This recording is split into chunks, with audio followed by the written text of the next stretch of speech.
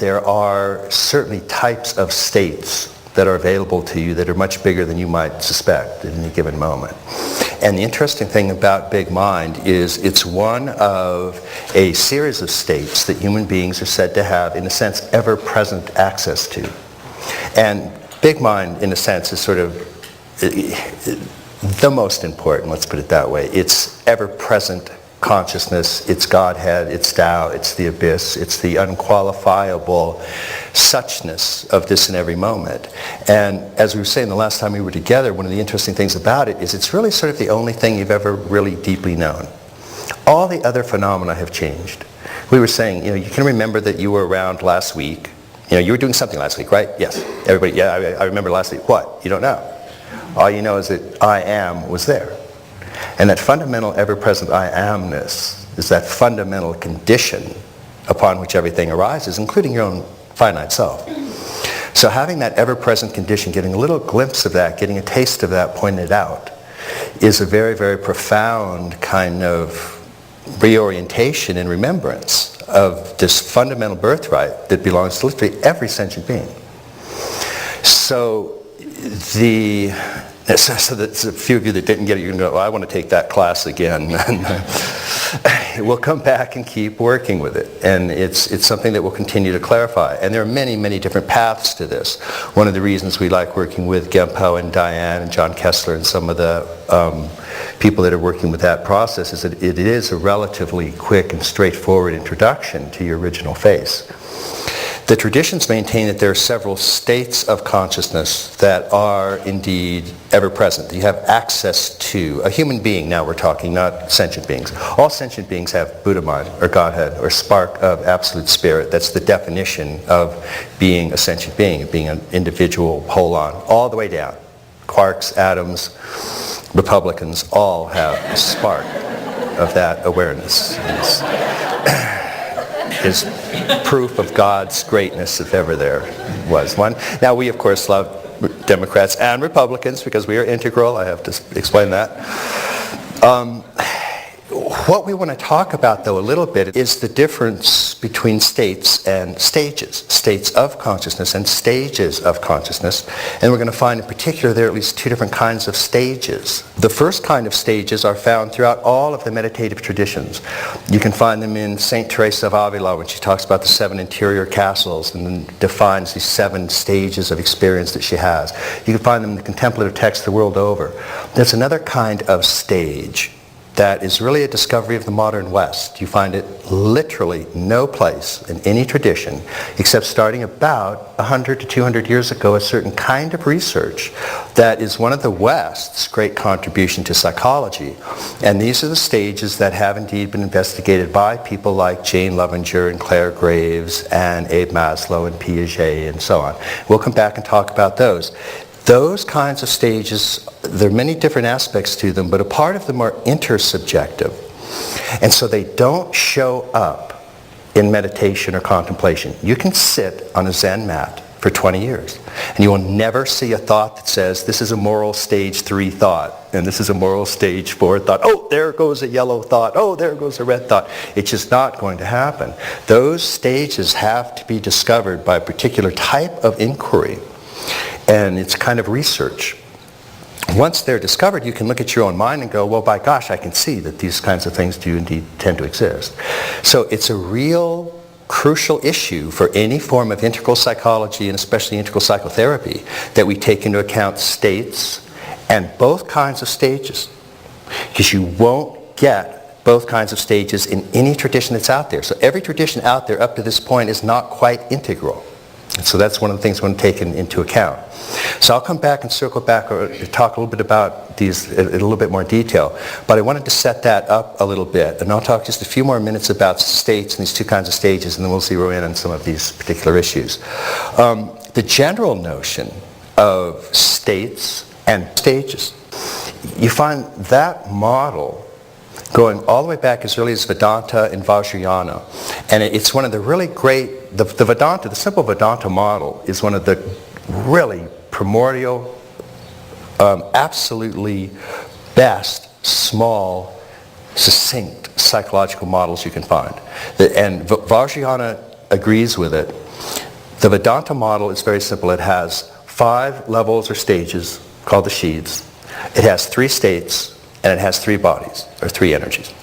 And with those simple 3 little variables, you can cover about 90% of what you really need to cover in a lot of these things. So the stages, the 5 stages, the sheaths covering Atman or Brahman are literally like the levels of consciousness, or the stages that we would look at, some of the types of stages we would look at.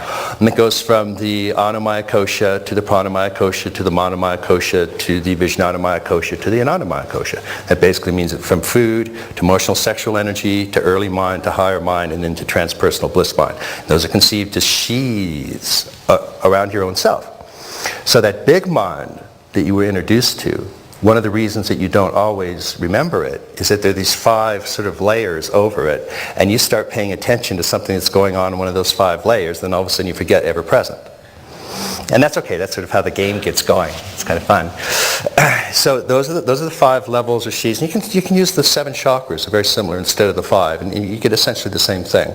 And you find those models present as well. Then they add 2 other components, though, to give 3 components altogether, and that's what makes it so interesting. One component is states of consciousness. The 5 sheaths are stages or structures of consciousness. The states of consciousness, and there are anywhere between 3 and 5 of those, are waking, dreaming, deep sleep.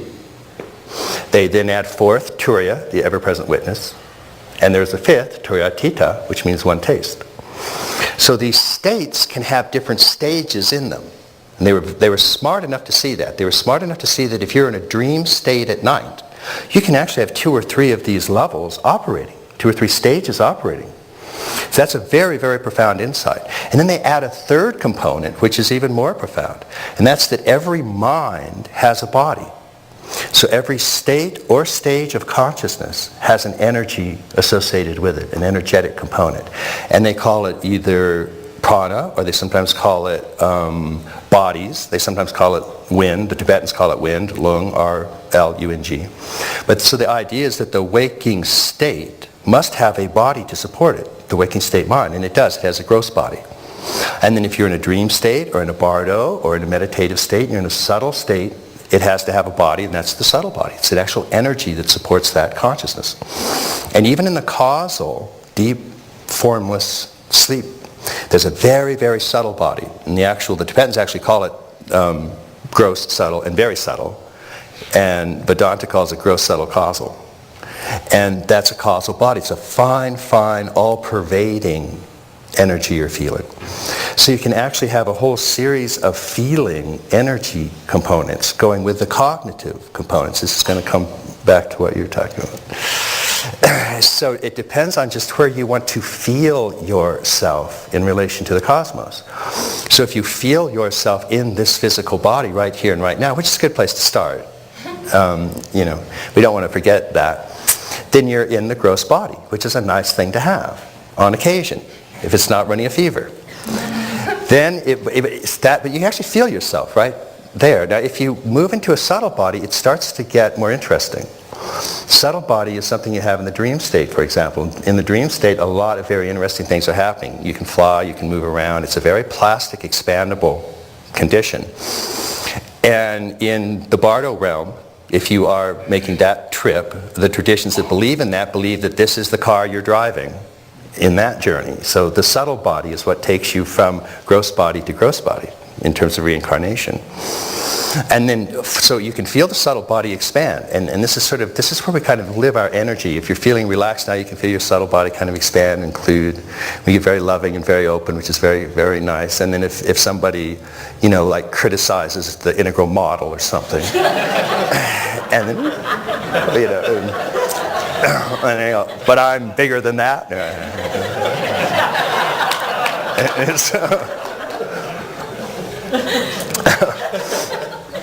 And Tong Lin is a way to move into other people's energetic bodies and exchange self for other, so that you can actually see how fluid it ultimately. Remember, all of these bodies are arising in big mind. They're all arising in that ever-present state that you've tasted. And it's just a matter of where you want to locate yourself in that cosmos of what's arising. Now the causal body, the subtle bodies are this wonderful sort of accordion energy. And the causal body is in a sense, because it's very close to emptiness, it's very much like deep dreamless sleep and very much like formless meditation, but they maintain there is an energy there. And there is a sheath, Anandamaya Kosha, which is a very subtle sheath of bliss. So you can sort of, we were talking a little bit about how right on the outside of emptiness there's being, consciousness, bliss, or joy, or happiness. So emptiness has a faint edge of thrilling bliss. It's sort of one of the easy ways to sort of identify it, but you don't want to get caught up in dualistic notions about it and exclude other states. But the causal body, you can feel the causal body if you just feel that which is sort of all-pervading. And so you can feel that particularly on the out-breath. When you breathe in, you're sort of bringing down that causal body into your subtle and then physical body. But on the out-breath, and you can just feel it, it's all-pervading. It expands literally to infinity. You find that model going all the way back as early as Vedanta and Vajrayana. And it's one of the really great, the Vedanta, the simple Vedanta model is one of the really primordial, absolutely best, small, succinct psychological models you can find. And Vajrayana agrees with it. The Vedanta model is very